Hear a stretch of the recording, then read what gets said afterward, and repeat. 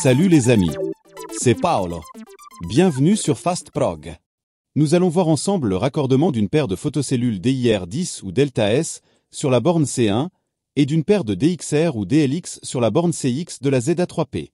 Cette configuration vous permet d'associer un mode différent à chaque paire de photocellules.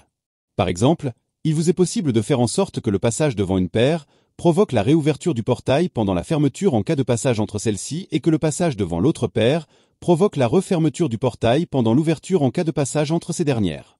Si actuellement, la LED de signalisation de la carte ZA3P clignote et que vous effectuez la mise en service de l'automatisme, je vous conseille plutôt de regarder la vidéo de mise en service en cliquant sur le lien en haut à droite de votre écran.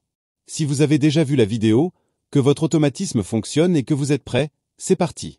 Selon le fonctionnement souhaité lors du passage devant vos photocellules, vous raccorderez le contact de celle-ci sur la borne C1 ou CX. Choisissez C1 si vous souhaitez que le passage devant les cellules provoque la réouverture durant la fermeture.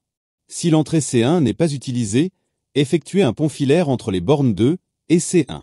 Choisissez CX si vous souhaitez que le passage devant les cellules provoque soit la refermeture durant l'ouverture, soit l'arrêt partiel. La position du micro-interrupteur, DIP 8, permet d'activer ou de désactiver l'entrée CX, et la position du DIP 2, de la barrette de 2 DIP, permet le choix de la fonction de cette entrée CX.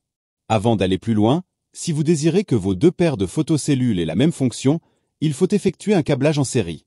Voici en haut à droite de votre écran, le lien direct vers le tuto de raccordement en série. Pensez toujours à mettre hors tension votre automatisme avant toute intervention sur la carte de commande. Voici représenté en haut, le bornier de la carte ZA3P. Plus bas à gauche, la cellule réceptrice RX, et à droite, la cellule émettrice TX de la paire de cellules DIR ou Delta. Plus bas encore, l'émettrice RX, et à droite, la réceptrice TX de la paire de cellules DXR ou DLX. Il est préférable de ne pas poser les RX et les TX du même côté afin d'éviter que les émetteurs et les récepteurs des différentes paires n'interfèrent entre eux.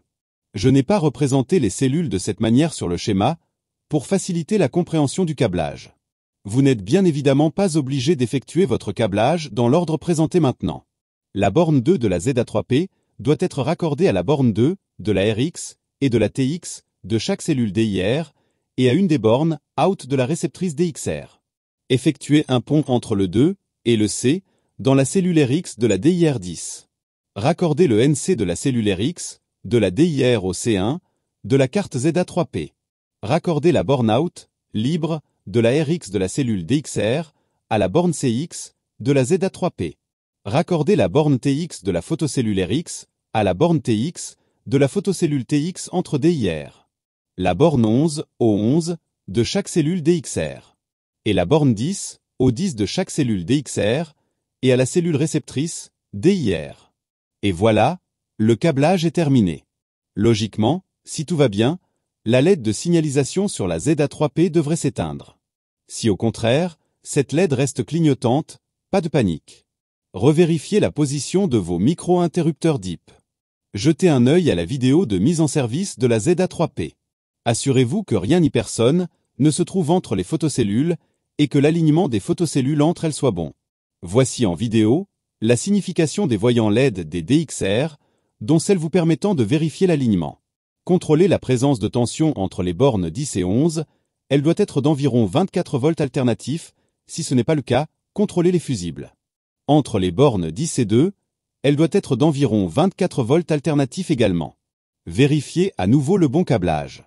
En dernier recours, si après tous ces contrôles, le clignotement persiste, alors le test ultime consistera à débrancher les photocellules, les décrocher des piliers, de les apporter à proximité de la ZA3P, de les espacer de 1 mètre l'une de l'autre, et de les raccorder avec des fils apparents uniquement.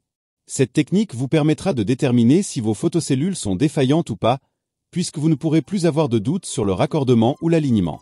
Et si à la fin tout va bien, alors parfait. Si cette vidéo vous a permis d'être plus rapide et efficace, continuons à travailler ensemble.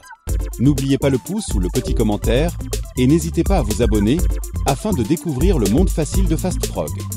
De nouvelles vidéos sont fréquemment ajoutées à la chaîne.